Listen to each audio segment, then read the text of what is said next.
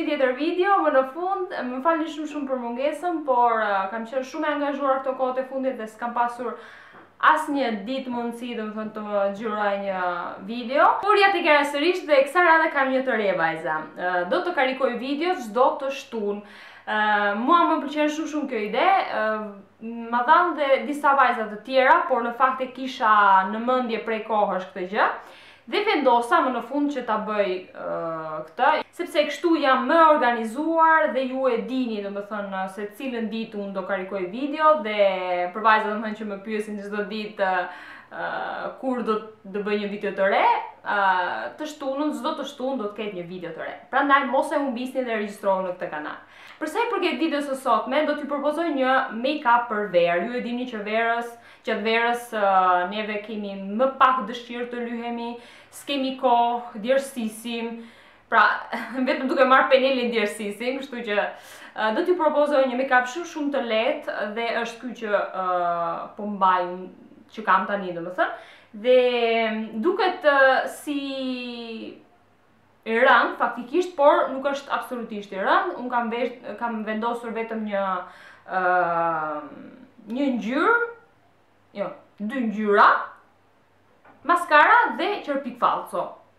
Basta, domethënë është komplet një make-up shumë natyral, por qërpikët falso të japin atë idenë, domethënë, sikur është i rënd truku. Ky është i përshtatshëm, unë do ta vishja për veten time, do ta vishja. Do ta vendosja, do ta bëja edhe për përdita, pa qërpik falso, se do rrini aty 3 orë me të vënë qërpikët falso, por në darke, pse jo, mund ta mbani edhe në darkë, domethënë duke vënë qërpikët falso. Pra gjatë ditës mund ta mbani pa qërpik falso, kurse gjatë darkave mund të vendosni qërpikët falso. Sa herë thash qërpikët falso? Nice. Dhe qa po thoja, po gjatë darkave mund të egzagjeroni disi, domethënë, me sy. Tjetër gjë që do të thoja është për sa i përket mbrojtjes nga rrezet e diellit. Nëse e bëni këtë make-up ditën, normalisht që duhet të vendosni përveç kremit tuaj, pra përveç fondotintës që ka faktor mbrojtës, poshtë duhet të vendosni një krem me faktor mbrojtës gjithsesi, sepse fondotinta, ndryshe nga kremi, nuk është specifik për të mbrojtur lëkurën. Pra, edhe pse aty thotë domethënë që është 15-30, mirë, por për shembull nuk të mbron totalisht. Nëse rrini gjatë gjithë ditës jashtë, atëherë ju këshilloj domethënë që të vendosni kremin me faktor mbrojtës 30 dhe fondotintën. Nëse nuk rrini gjatë gjithë ditës jashtë, mjafton vetëm fondotinta, sepse normal, domethënë 2-3 orë nuk u bën nami. Dhe kaq, unë shpresoj domethënë t'ju pëlqej ky tutorial, nuk është ndonjë gjë se kush e di, por më pëlqeu ky efekt si tip i lagur, si tip wet look është në anglisht, domethënë quhet në anglisht, ose effetto bagnato në italisht. Dhe pra, jam fokusuar më shumë t'jap ndriçim fytyrës aty ku dua unë. Pra, këtu tek molzat, tek harku i kupidit, tek harku i vetullës dhe pjesën e ballit të mjekërës dhe të hundës, totalisht të matë, sepse normal është verë dhe nuk duam që të bëjnë të ndyrë, të na shikohet ajo shtresa e ndyrës në ballë. Prandaj, e zgjata shumë me intron, por kisha shumë gjëra për të thënë, s'po di çfarë t'ju them më përpara dhe mund të kem harruar në një gjë tjetër, por nice, do e them në videon tjetër. Nice. U shpresoj të pëlqej ky look dhe shihemi të shtunën e ardhshme. Dhe kaq, ju lë në shikimin e tutorialit. Mirupafshim. Atëherë, pasi kam vënë kremin tim kundra diellit, po shkoj të përdor këtë fondotintë natyrale, biologjike të markës So Bio. Dhe është një fondotintë super e mirë, sepse është jo vetëm që është natyrale, por nuk bllokon poret dhe mund të mbahet gjatë gjithë ditës në lëkurë pa shkaktuar asnjë lloj problemi. Prandaj ju a këshilloj, domethënë nëse keni një lëkurë mikse ose të yndyrshme, kjo fondotint është perfekte për ju. Nëse jeni në kërkim domethënë të një fondotinte natyrale, kjo është marke e mirë dhe shumë e përfolur edhe këtu në Itali. E përhapa me një penel kabuki shpejt e shpejt dhe tani po vendos të korrektor poshtë sy.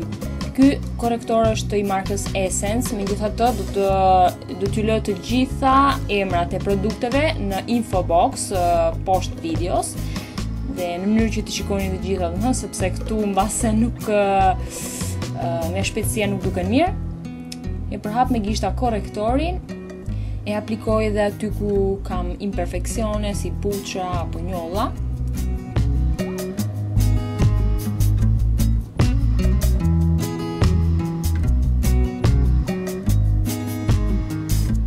Dhe tani kaloj në parë se të vendos pudron, po shkoj të vendos këtë bronzer në krem, i cili është i markës Kiko dhe unë e adhuroj, është perfekt për verë, sepse nuk ngarkon shumë fytyrën dhe përhapet shumë mirë në lëkurë.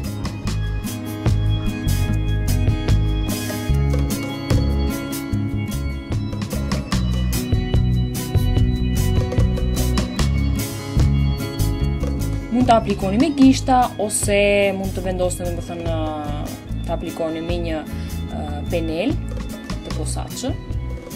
Në këtë rast i bëj të dyja gjërat. Më pëlqen ky bronzeri edhe për faktin se krijon një look si të sikur ke marr diell, domethënë.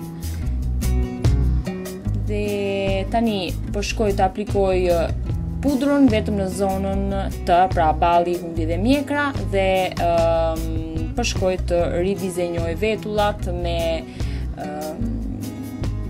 lapsin Kiko, që është si tip boje në fakt.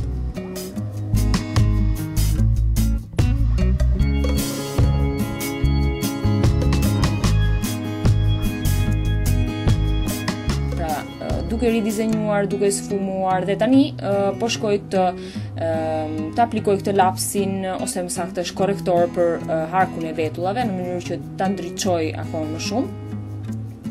Unë përpara thash domethënë që harkun e vetullave do ta bëj të ndritshëm, por në punë e sipër ndryshova mendje sepse aplikoj një ton të shndritshëm dhe ishte e kohë domethënë të aplikoja dhe për harkun e vetullave një ton gjithsesi domethënë të shndritshëm. Si ton po shkoj të aplikoj këtë ton në krem. Ky ton në krem është shumë i përshtatshëm për ditët e nxehta të verës sepse ka durim afatgjatë dhe aplikohet fare lehtë dhe me gishta. Unë adhuroj domethënë këto tipe tonesh në verë. Pra, e aplikova në të gjithë çepallën dhe tani po shkoj të aplikoj një ngjyrë floriri aty ku loton syri.